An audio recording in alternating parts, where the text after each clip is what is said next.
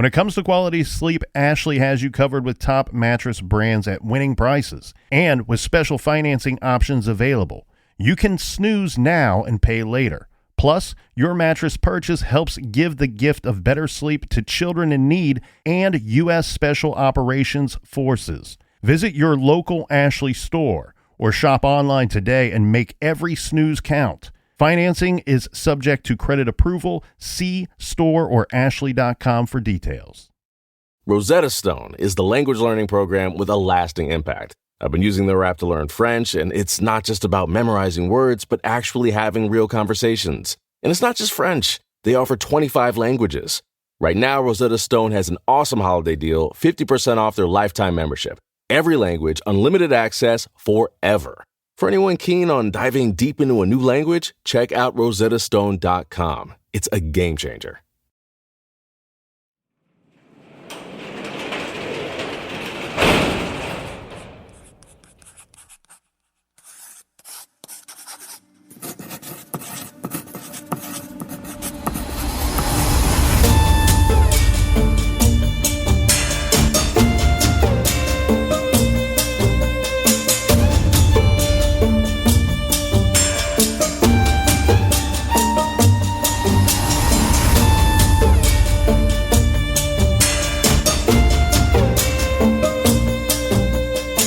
On Friday, August 1st, 1969, 3 letters were received. One at the Vallejo Times-Herald, one to the San Francisco Chronicle, and one to the San Francisco Examiner. The nearly identical letters took credit for the shootings at Lake Herman Road and Blue Rock Springs. Each letter also included 1/3 of what is referred to as the Zodiac 408 cipher.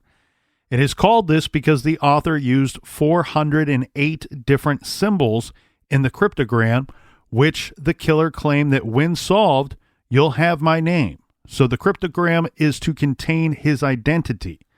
The author demanded that the letters in the cipher be printed on each paper's front page. Let's go through each and give a good description of everything that was received. First, the Vallejo Times.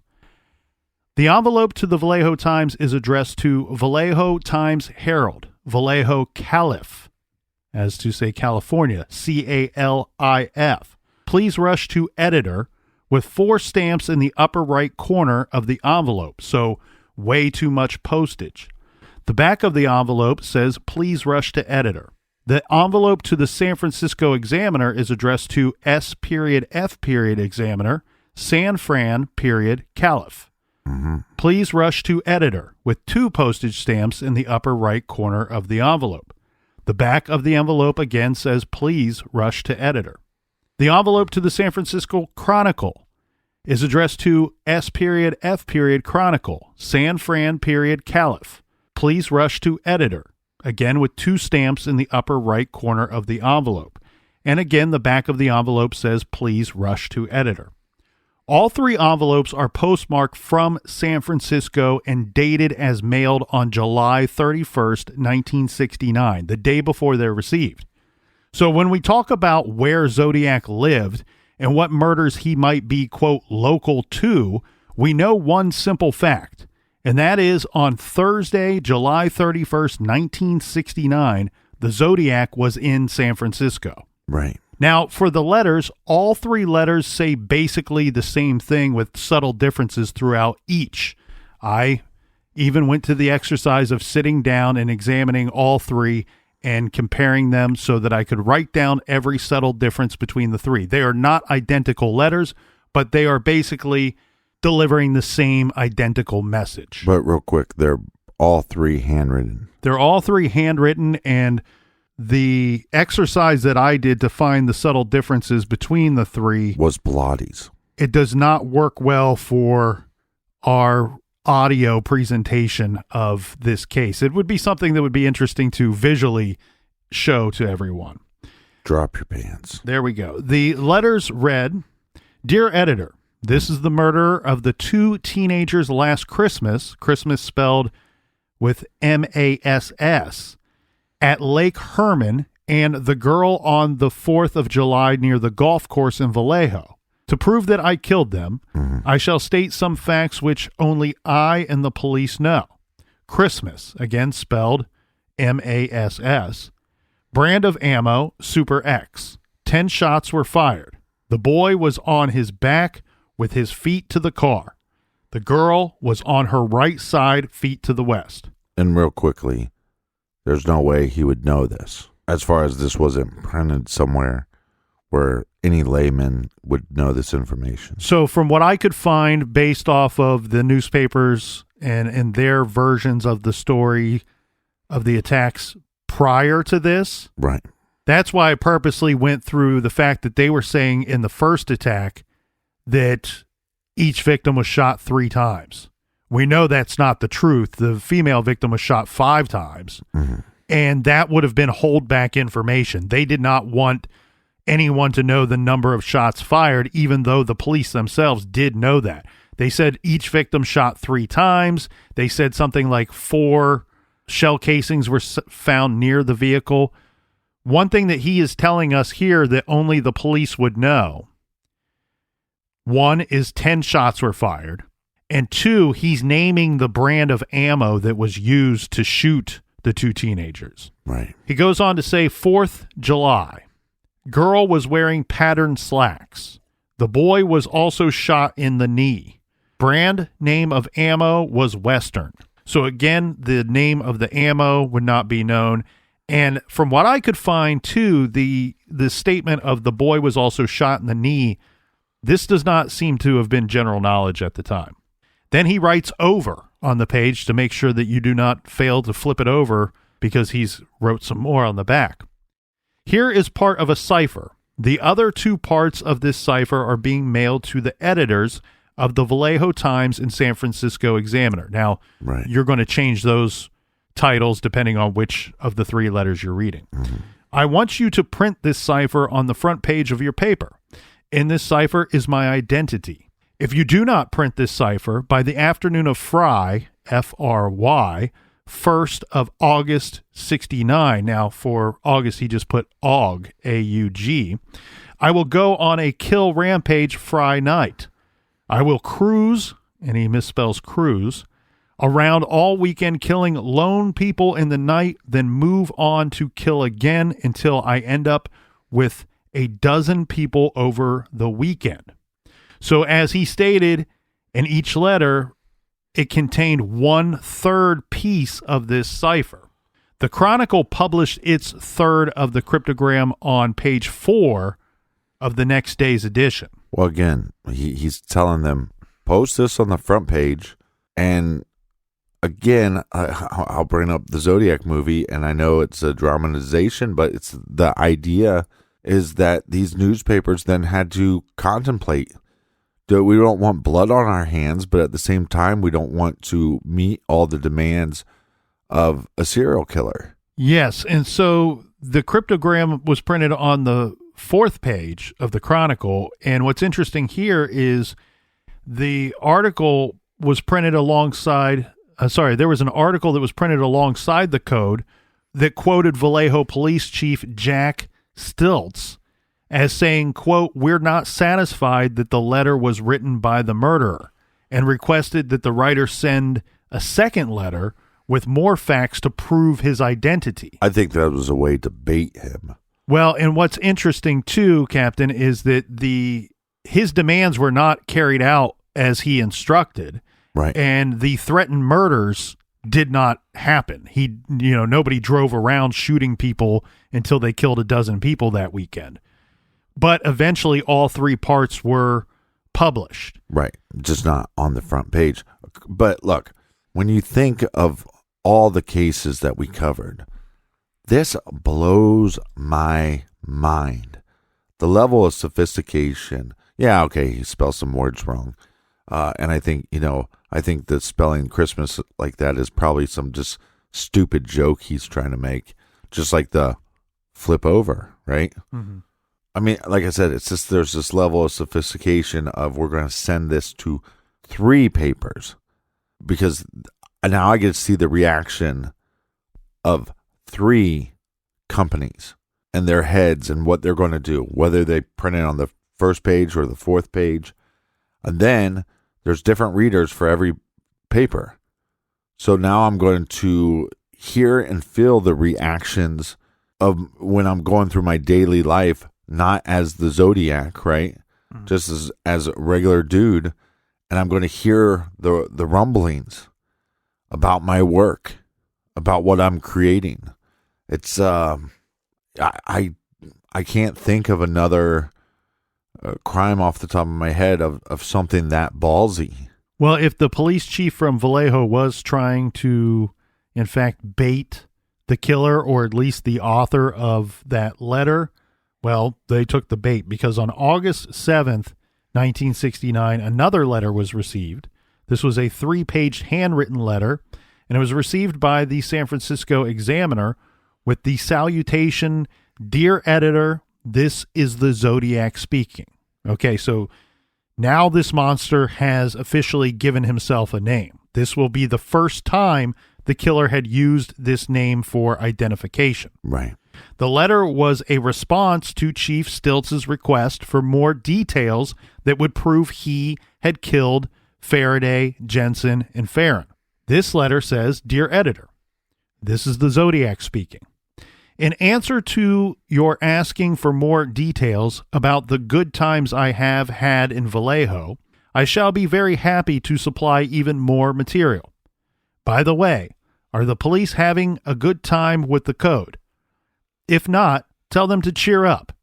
When they do crack it, they will have me. On the 4th of July, I did not open the car door. The window was rolled down already. The boy was originally sitting in the front seat when I began firing. When I fired the first shot at his head, he leaped backwards at the same time, thus spoiling my aim. He ended up on the back seat, then the floor in the back, thrashing out very violently with his legs. That's how I shot him in the knee. I did not leave the scene of the killing with squealing tires, racing engines as described in the Vallejo paper.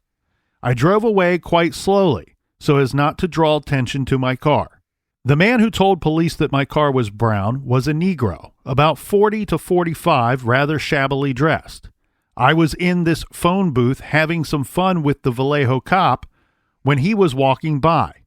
When I hung the phone up, the damn thing began to ring, and that drew his attention to me plus my car.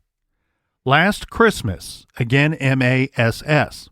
In that episode, the police were wondering how I could shoot and hit my victims in the dark. They did not openly state this, but implied this by saying it was a well-lit night and I could see silhouettes on the horizon. Bullshit. That area is surrounded by high hills plus trees. What I did was tape a small pencil flashlight to the barrel of my gun. If you notice, in the center of the beam of light, if you aim it at a wall or ceiling, you will see a black or dark spot in the center of the circle of the light about 3 to 6 inches across. When taped to a gun barrel, the bullet will strike in the center of the black dot in the light. All I had to do was spray them, as if it was a water hose. There was no need to use the gun sights. I was not happy to see that I did not get front page coverage. And then this is where he signs it with what we would later refer to as the Zodiac symbol, the circle with the cross in the center of it. And then he wrote no address. So let's think about this for a second. What does this tell us about our killer? Well, first, he seems to read all 3 papers and would appear to expect to have access to all 3 to double check their work on Friday night, or as he says, Fry night, because that's when he's going to start killing people if he doesn't see his work in the papers. Yeah, but again, we don't know how much time this guy has on his hands. He could make the time if it's that important to collect these resources. Again, I don't have the notes in front of me like you do, but there's not a lot of misspelled words. This guy isn't a Dennis Rader. He's not misspelling a bunch of words. And he's also explaining to you how he basically jimmied his gun to have light in the dark. I I don't want to give this guy too much credit, but again, I think you're dealing with somewhat of an intellectual. Yeah, and I think that it's a strong possibility that the Zodiac has some type of military background.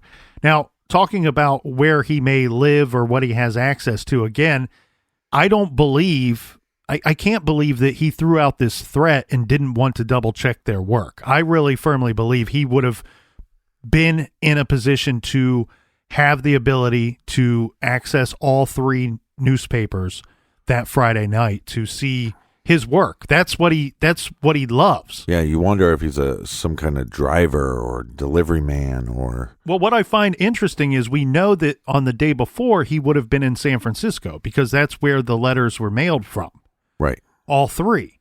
Yet of the newspapers, the Vallejo Times would be the smallest of the three papers, and I wonder how much availability at the time that Vallejo paper would have been in the bigger city of San Francisco. Right. I could see being in Vallejo and being able to get the San Francisco papers. I just wonder, could one get the Vallejo paper in San Fran?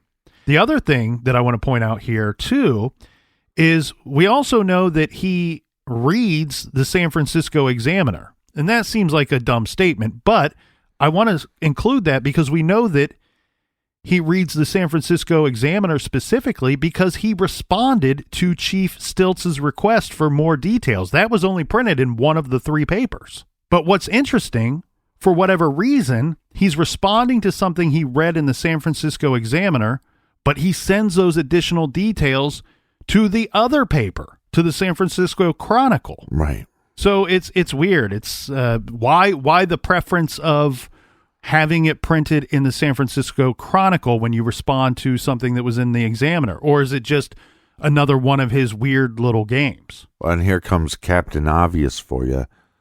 Again, a little bit of sophistication, a little bit of cat and mouse, a little bit of I want to see how people react.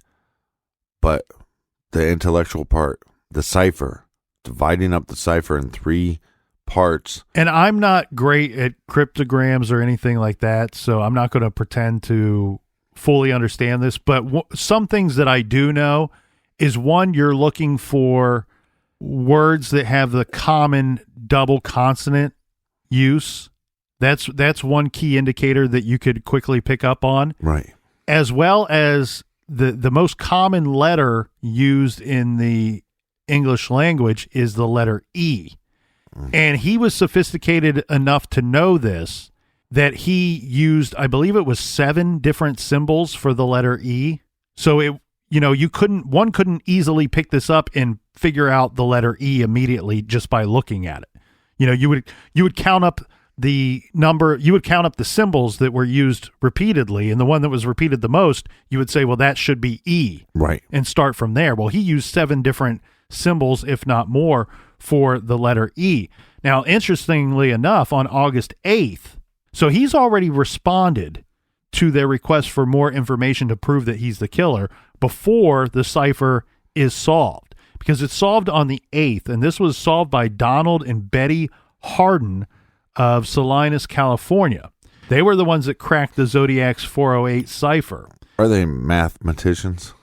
They were, I believe, teachers. Nerds. And I don't know if it was math or what, but both of them had an interest in code cracking, and it was kind of a hobby of theirs. The interesting thing, too, it seems like Donald was a little more schooled in this ability, but it was Betty that kept the two of them at task. Like, there were multiple times where he's like, it's impossible, just give up. And she's like, no, we're going to stick with this. We'll be able to solve it. And so the husband and wife, yeah, behind every great man is an even better woman. A smarter woman. But what I like about it is I love the people that go, no, don't give up. We're almost there. Well, and we'll get into the decipherment here in a minute, but the cipher contained misspellings, as you said, and the killer seemed to be referencing the Most Dangerous Game. Now, for those that don't know, the Most Dangerous Game was also, it's a story that was also published as The Hounds of Zaroff. It's a short story by Richard Connell. After Decoded, The cipher reads as follows. I like killing people because it is so much fun. It is more fun than killing wild game in the forest because man is the most dangerous animal of all. Not true. That's mosquitoes. To kill something gives me the most thrilling experience. It is even better than getting your rocks off with a girl. The best part of it is that when I die, I will be reborn in paradise. The I have killed will become my slaves. I will not give you my name because you will try to slow down or stop my collecting of slaves for my afterlife. And then there are 18 letters, EBEORIETEMETHHPITI. So the 408 symbol cipher, Next time, won't you single as me? the captain pointed out, includes several misspellings and grammar errors. Now, the meaning, if there in fact is any meaning at all, of the final 18 letters has never been determined. Okay, but how could they say that the couple cracked the code? Well, this is really interesting, and this like throws some psychology into it as well, because the couple, they were saying, look, obviously this guy wants attention, or he wouldn't have bothered to write the letters in the first place. Right, agree. So they said, we went into this after examining it for a while with the idea that someone so self-centered would likely begin the letter or the whole message with the word I. Also, Betty, she suspected that the word kill would obviously appear in the message at some point. Right. So that's a good call. Yeah, and she said that she took it as far as to suggest that the message might even begin with a phrase, something to the effect of, I like killing. So if you use that and apply it and say, all right, well, we think that maybe it will start with the word I, and that we will see the word kill at some point in there. You're looking for the double consonants, the two L's in kill, two symbols the same next to each other to be used. Or you apply that I like killing as a possible first phrase and then work it out through there. I think we talked a little bit about this off record, but the type of killing that he's doing, yes, I mean, by having two individuals, it seems like there's more cause for possibly a mistake for one of them to get free and to live and then become an eyewitness. But it's one of the less risky crimes. He's preying on people in areas that they know they're going to be vulnerable and they're going to be alone, and he can take advantage of that. Yeah.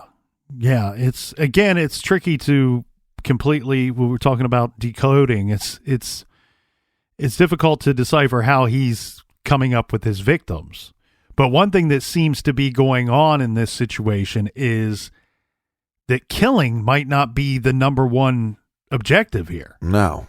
It almost feels like the reaction, the suspense of him killing again is what really truly excites him. And that's where I go back to the idea of the threat of, I'll drive around. If you don't print this on your front pages like I asked you to, I'm going to drive around all weekend shooting people until I end up with a dozen dead over the weekend. Well, he didn't do that. We know he didn't do that. And so you go, well, why didn't he do that? Because he got just as much enjoyment out of seeing the reaction, the panic, the people working to try to solve the cipher, and the reaction that it was putting out there for that weekend. He achieved enough excitement over that he didn't have to go out and actually shoot and kill anybody. Yeah, I agree. And I think that's because the excitement's actually higher, because I would actually think that you have more chances of getting caught. They're asking for the letter, so they know it's coming. So how much information can they find out about where that letter is coming from? But that's what baffles me a little bit, is their demand is a higher risk that he could get caught than him going on to kill other people. Yes, and that's why it's a good kind of proactive technique to try to bait the author into sending something again, because look, if you can't shake the bushes and get the killer to come out, then your second goal is, well, let's shake the bushes and maybe the author comes out and it turns out that they weren't the killer. And yeah, and if you can shake the bushes well enough, then you're a master baiter. But what happens is when they bait the author, they end up getting more confirmation that, yes, the author is in fact the person that killed all three of those victims.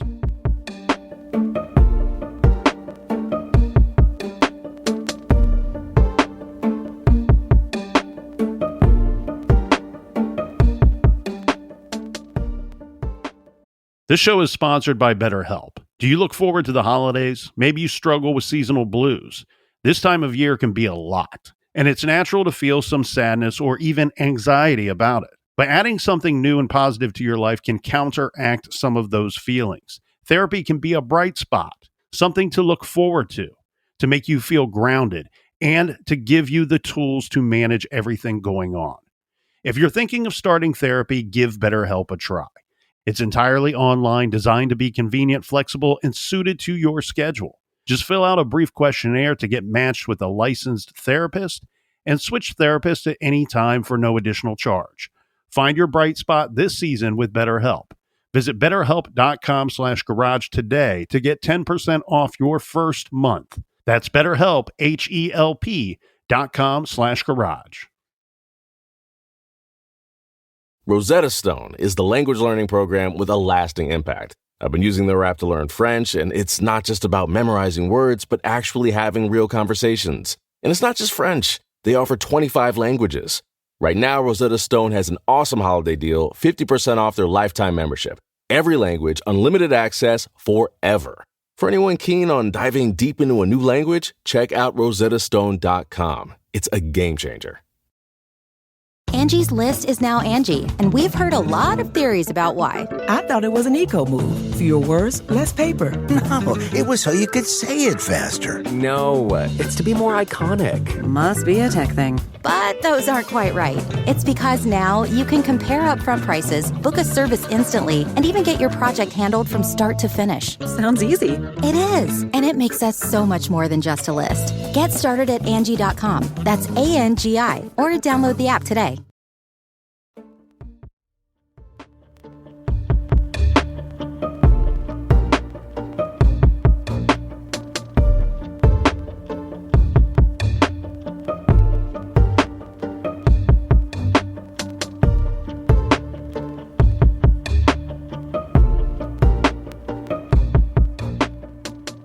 All right, welcome back, you true crime addicts. Cheers, mates. Cheers. All right, Captain, we have another attack, so brace yourself. This time, the Zodiac killer will strike in broad daylight. The date is Saturday, September 27th, 1969. The location is Lake Berryessa. Lake Berryessa is the largest lake in Napa County, Florida, located in the Vaca Mountains. To give a general location to the listeners in relationship to the previous attacks, Lake Berryessa is located about 36 miles north of Vallejo. Mm-hmm. So quite a good distance. Considerable distance considering the first two attacks were within about 2 miles of each other. In the evening hours, Pacific Union College students, this is 20-year-old Brian Hartnell and 22-year-old Cecilia Shepard, are picnicking at Lake Berryessa on a small island connected by a sand spit to Twin Oak Ridge. A man approached them. Now, as he got closer, they could clearly see that the man was wearing a disguise and holding a handgun. Mm-hmm. The disguise, or as I would call it, the Zodiac's costume, is described as a hooded mask with a symbol sewn onto the chest. The mask resembles a paper grocery bag in shape, flat on top with the corners sticking out. It was black with slits cut in it for the eyes and mouth. Over the eye holes, there were clip-on sunglasses. The mask draped down over the chest and back of the man. The symbol sewn onto the chest portion of the mask is a circle with a cross in it. the now familiar crosshairs looking symbol that the Zodiac uses as his logo, so to speak. Yeah. So now we have the guy gives himself a name, the Zodiac, a very ominous name, the Zodiac, and now he's wearing this costume and he's given himself a logo as well. We have a killer that's really kind of coming to life as almost like a super villain from a comic book. Yeah, but hearing that his mask is similar to like a grocery sack, that's a little disappointing. Hey, look at me. I'm Captain Sackhead. Give me some candy. Well, let's get into that after we go through what happened on that day. The hood that we're talking about came down over a dark-colored windbreaker. The windbreaker was worn over top of what has been called a rusty black shirt. I don't know exactly what that means. My guess is anybody that's owned, you wear a black shirt a whole bunch of times, it can get faded, but sometimes it almost takes on this rusty appearance. Yeah. So he's wearing black gloves as well. He's wearing baggy pleated pants tucked into boots. He has on a belt with a wooden holder attached to the belt, and the holder is for a long knife. Now, the knife resembles a bayonet with a wooden handle. He had some lengths of rope stuffed inside his belt. I've seen several sources state that these were very likely cut clothesline, probably cut into 18-inch or 2 feet long pieces. Given the time period and other cases we have reviewed, cut clothesline makes good sense. The attacker was 5 feet 10 inches to 6 foot 2 inches tall. The hood is often described as a black executioner's type hood. So given that description and the general shape of this hood, I would believe this may make his exact height a little more difficult to determine.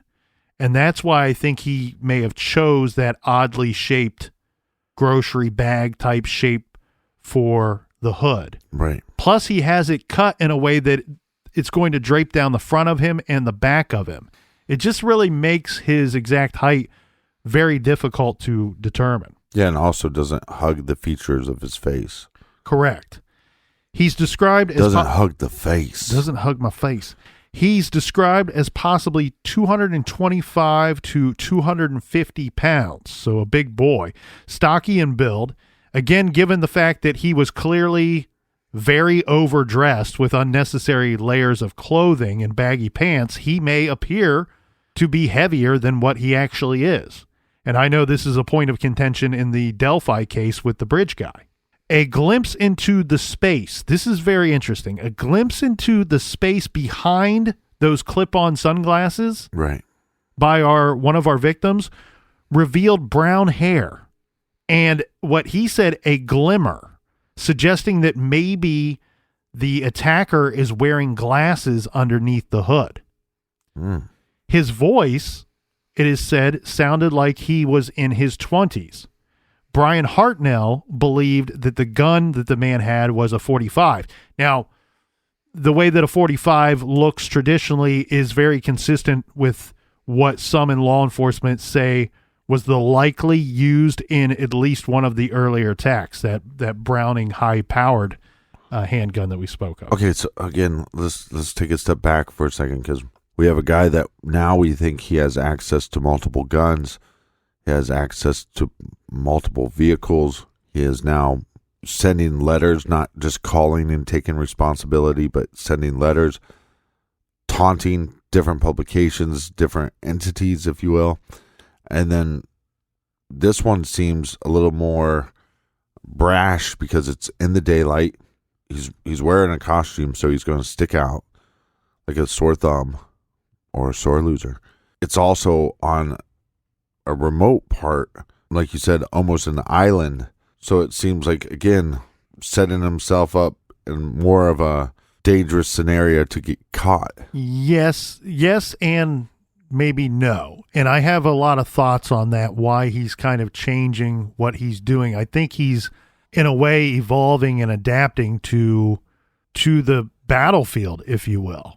I actually believe that this guy is playing a game and he's not informed the rest of us that this game is going on. Right. And it is a type of game that he's playing, and he's chosen not to tell us the rules of this game, but his objective is to kill, terrorize, put the fear of the community into the people in the community and not get caught for it. And I think what you see here is, too, you mentioned access to multiple weapons, or now we're potentially seeing different guns used and a bayonet-type knife. This guy, his makeup, his profile, very much would indicate this guy has to be kind of a weapons enthusiast of some sort. Mm-hmm. He's not somebody that just purchased one gun or his daddy died and gave him a gun. No, this is a guy that is actively collecting, using, practicing with different guns and weapons. So much so that he explains to them, look, you made it sound like, I was just shooting at the silhouettes as they ran from me. No, that's bullshit. I purposely outfitted my weapon so that I could hunt in the night and make it easy on me. Right. It's dark. I don't want to use my sights. It's almost nearly impossible, if not impossible, to use them in the pitch black. So I taped a pencil flashlight to the barrel of my gun. Anybody that's ever aimed that at a wall or ceiling knows that you will see this. And the gun behaves and reacts in relationship to the flashlight in this manner. Yeah. This means this is all stuff this dude has practiced and tried on his own. The only thing he was missing was an audience. And the audience, unfortunately, would be his future victims when he played this out again. Yeah, but I also think when he said, hey, look, here's my demands, put these notes and these ciphers on the front page, and then they didn't, instead of going with his original plan, they zigged, he zagged. He was killing people at night. Okay, now they're on to that. I'm going to show them I can kill a different way. I'm willing to kill in the daylight. So now we don't have a killer that we're just worried when the sun goes down. We have a killer that we need to be worried about all the time. Therein lies the terrorist aspect of this killer. It's you're only truly good at the terrorism game if people are afraid of you all of the time. And this is to suggest to the community, look, I don't just hunt at nighttime, baby. I do this whenever I feel like it. Mm-hmm. And until I am caught, you all should be very afraid. Continuing on with the description of the attack at Lake Berryessa, the hooded gunman demanded the couple's money and car keys, saying he wanted to drive to Mexico. Right. He said he escaped from a prison in Deer Lodge, Montana, where he had killed a prison guard. He said that he had no money and was driving a stolen car. Brian gave the attacker his money and keys to his Volkswagen Carmen Ghia. Then, using the pre-cut lengths of clothesline, he instructed Cecilia to tie up Brian. Then the hooded man tied up Cecilia, put her face down next to Brian. The killer then checked and tightened Brian's bindings. The couple seemed to believe the man's story. They thought they were simply being robbed. This is until he told them that he was going to stab them both. Right. Then he drew his knife and he stabbed them both repeatedly. He began by stabbing Brian first in the back, and then he moved on to Cecilia and did the same. But she rolled onto her back in the struggle and ended up being stabbed repeatedly in the front as well. Brian said that he pretended to be dead. Now, after the attack, the attacker tossed the money and keys onto the couple's blanket and simply walked off. So he came up with this story, I'm here to take your money and your car, and then tossing them on the blanket indicates he didn't want their money, nor did he need their car. The killer then hiked 500 yards back to Knoxville Road. This is to Brian Hartnell's Volkswagen Carmen Ghia. Right. Before the killer left, using a black felt tip marker, he wrote a message on Brian Hartnell's car. He drew a cross circle symbol on Hartnell's car door and wrote beneath it, Vallejo 12-20-68, 7-4-69, September 27, 69, 6:30, by knife. So the Zodiac symbol, followed by Vallejo, the location of the first two attacks, followed by the dates of those attacks, then the date of the current attack, September 27th, the Lake Berryessa. He even provided the time, 6:30, and the method for which he intended to kill the victims by knife. Again, what did we do here? I'm killing my victims with a gun at night. Now I'm going to switch to killing my victims during the day with a knife. Yes, and what's interesting to me, Captain, I say that I believe that the killer is evolving. He's evolving for the purpose of his game. Again, his game is to terrorize, continue to terrorize, and not get caught. I mean, but that's your blanket statement, is that That's my belief. It's a game of terrorism, but there's no, you don't have deeper details that you... No, the Zodiac has not told me that I'm correct. So I'm just guessing Son of a here. bitch. I'm just guessing here, but I also believe that his main goal out of all of this is not to get caught.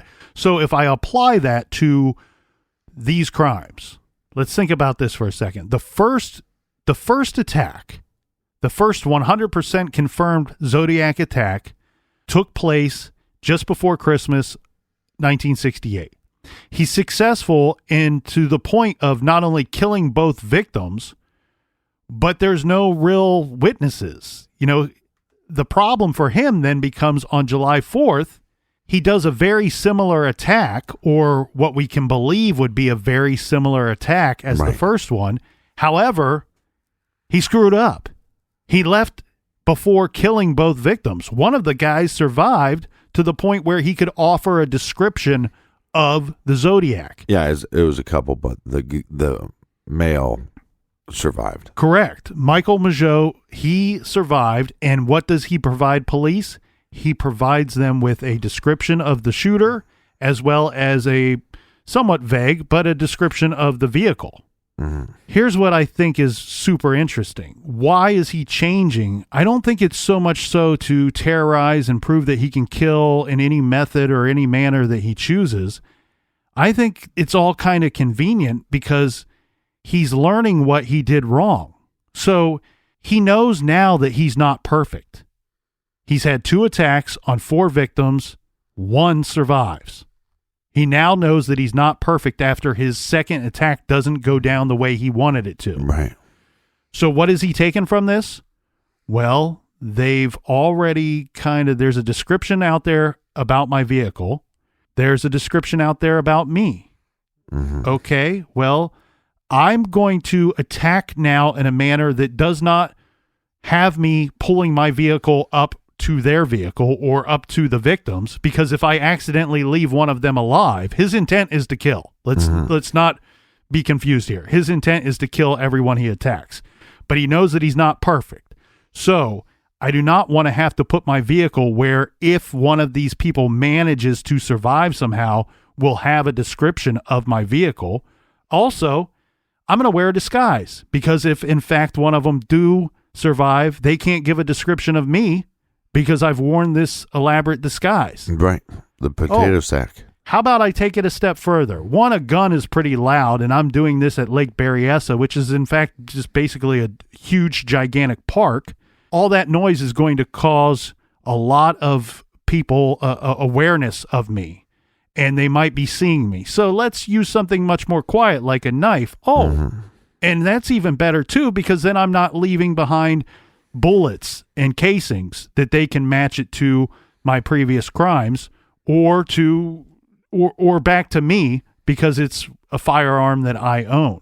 Yeah, and I also wonder if he changed the way in which he was attacking victims, not just to throw off law enforcement or to show people, hey, look, I can kill people however I want, and that will strike fear into the community. But in that moment, you have to stab that individual more times than you'd have to shoot them, and you'd have to be at a closer range. So do you get more of whatever he's getting off on? He's getting off on chaos and rage and their fear and how they're reacting to him.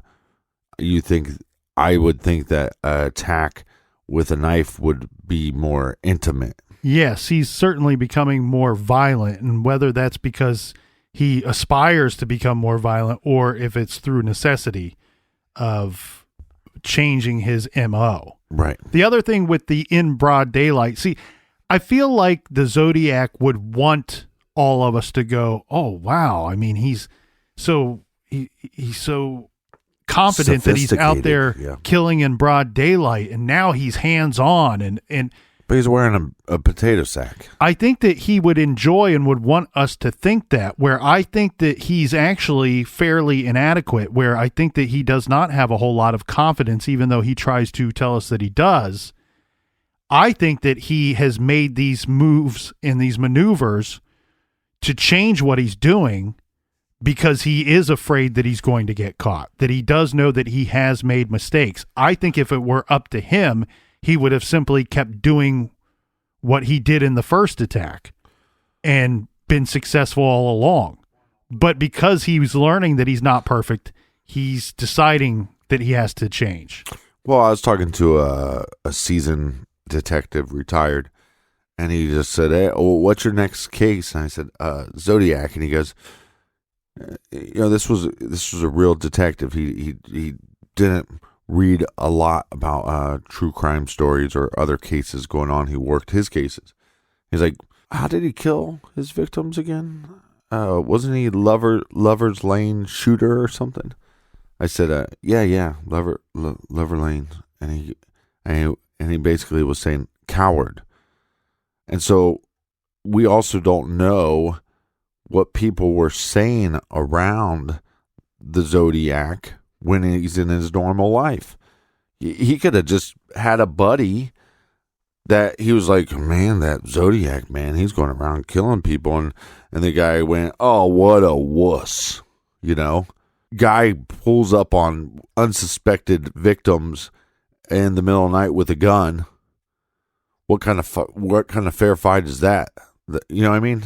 Well, it never is with these guys. And that's why, in fact, they are all cowards at the core of it. At the core of their being. They're all, I mean, he's ambushing teenagers, unarmed people. It's not a fair fight, and he knows that going into it. Yeah, but that's what I'm saying is what I think is interesting is how much of the decision is he making based off this game he's playing or this zig and zag game that he's playing with law enforcement. Or it could be simply, he's talking to people about the crime in his regular life and they make some observations and then he goes, well, I got to change it up because Zodiac's not impressing people enough, In this killing in broad daylight, I don't think that it shows that his confidence is growing. I think it's just out of necessity. He's killing at basically what is a big giant park, right? So Right. When do parks close? When the sun goes down. So if you want to drive there looking for a victim, your likelihood of finding a victim after sundown is less likely. So I think because of him choosing this area, he's kind of forced into attacking during broad daylight. Mm-hmm. Now, Captain, it looks like our two victims, they were able to crawl some distance from the scene. Their screams and cries for help were, in fact, heard by a man who was with his son. They were on a fishing trip in the area that day. The man contacted the park rangers. Now, Cecilia was conscious when law enforcement officers arrived. Right. This was Napa County Sheriff's Office that arrived on scene, but she very quickly slipped into a coma during the transportation to the hospital and never regained consciousness. She died 2 days later from her injuries. Brian Hartnell, the male victim, survived and was able to provide law enforcement with the details of the attack and the attacker, the details that we just went through. Right. At 7:40 p.m., by the killer's own words, this would be a little more than 1 hour after the attack. A call came into the Napa County Police Department. On the call, the unidentified male caller sounded to be maybe early 20s, according to the person taking the call, said he wanted to report a double murder. And before he hung up, he said he was the perpetrator of those murders. Not just reporting the murders, Right. but I'm the guy that did it.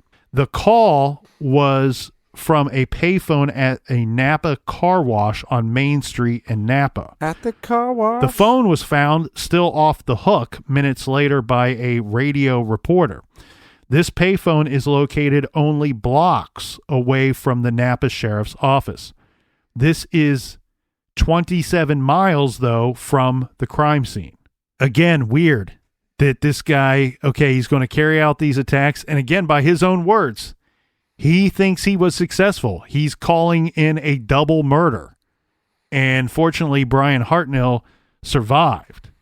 Yeah. But an hour to an hour and 10 minutes, roughly, and then this location, probably a 30-minute drive would be my guess. I don't find too much of a problem with the missing time here.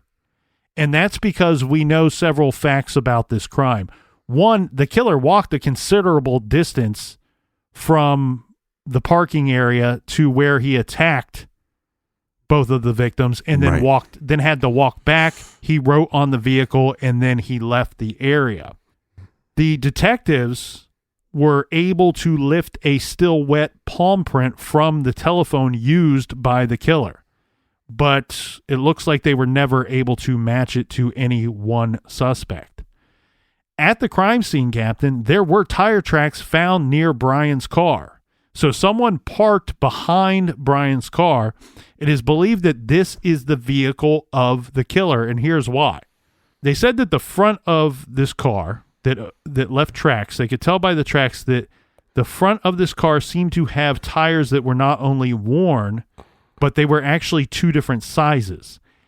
Okay, so we believe this to be the killer's vehicle because footprints led to the murder scene and then back again to that parking area that went right up to the door of Brian's Carmen Gia. The shoe size was 10.5. The subject was estimated to weigh at least 220 pounds. So this fits with Brian's description as well. Right. The prints were from a wing walker type of boot. This type of boot was produced under government contract and distributed on the West Coast to Navy and Air Force. Some people at the lake that day provided descriptions of a man that they said seemed to be suspicious. This unidentified male was in a light blue or silver Chevy with California tags, smoking cigarettes. He was 6 foot tall or more, 200 to 230 pounds, mid-20s to mid-30s, with straight dark hair, side part, clean cut. They have him wearing a black sweatshirt with long sleeves, dark blue slacks, and a T-shirt was visible hanging out of the pants in the back. And what was hanging out in his front? And here's another unidentified male description. Maybe the same person, maybe not. We don't know. This person was described as 5'10", stocky, wearing a dark long sleeve shirt with some red on it and dark pants. Now, longtime listeners of this show will know from our John Douglas Mindhunter episodes, as he said, the FBI did not investigate the Zodiac crimes at the time, but did so later. Douglas, however, suggests that maybe the killer at this attack provided us a clue to his identity. Specifically, I escaped from a prison in Deer Lodge, Montana. And Douglas, who even lived in Montana at some point in his life, says that Deer Lodge, Montana is not just the kind of place that you just pick at random or pull it out of thin air. He believes that there's a likelihood that the attacker, the killer, the Zodiac, has some connection to that area. Now, he did say that it was specifically looked at. There was not a recent escape from a prison there. There was not a recent murder of a prison guard there. That part was made up.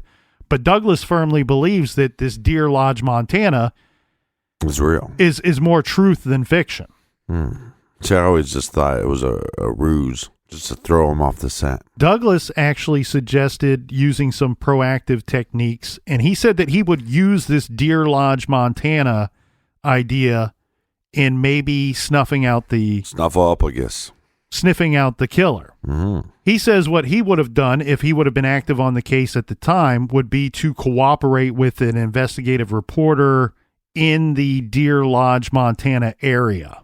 Right. And have them run some kind of story about the Zodiac and that they're seeking information from some different people and whatnot.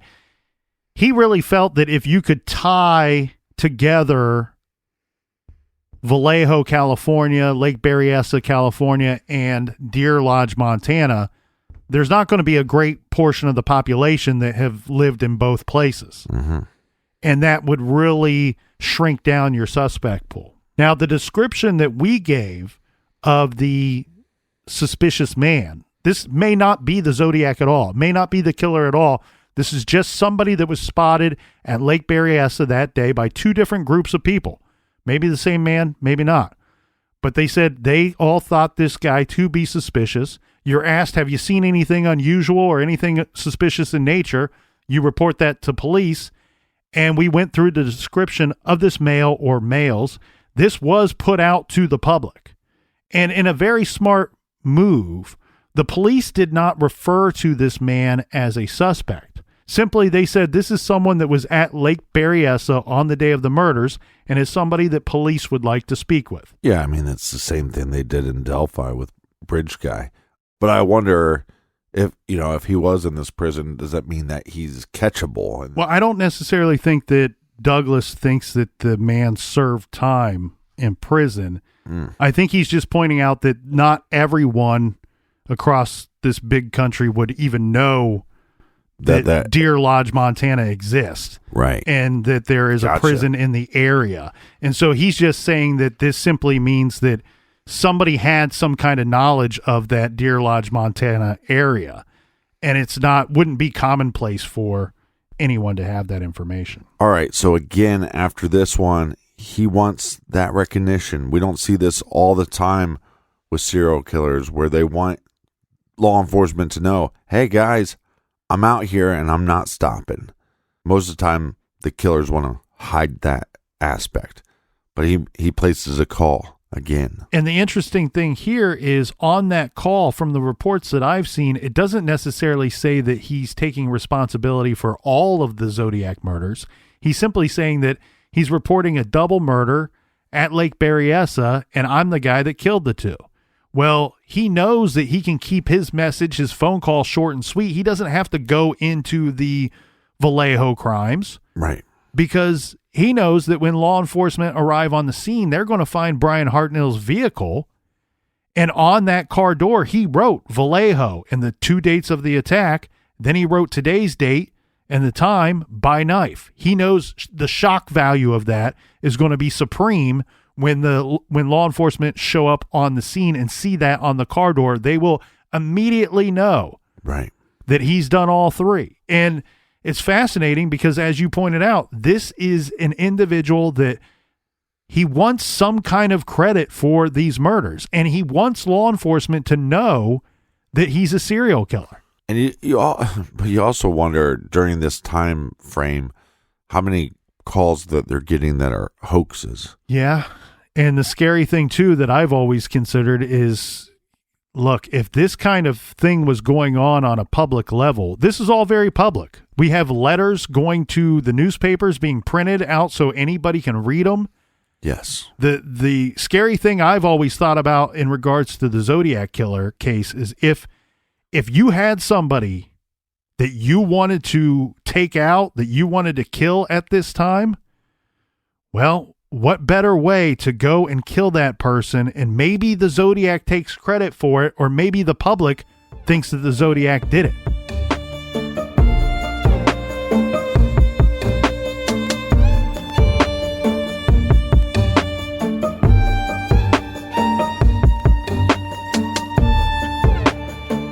For everything true crime, check us out at truecrimegarage.com and check out our bonus show called Off the Record. It's only on Stitcher Premium. And join us back here in the garage tomorrow. Until then, be good, be kind, and don't litter.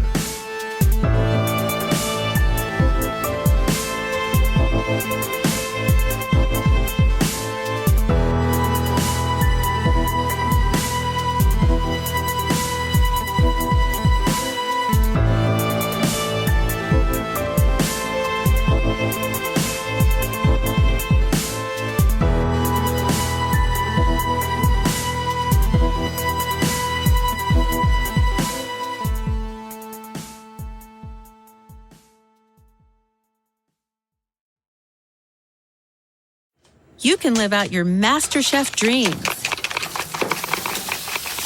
when you find a professional on Angie to tackle your dream kitchen remodel. Connect with skilled professionals to get all your home projects done well. Inside to outside, repairs to renovations.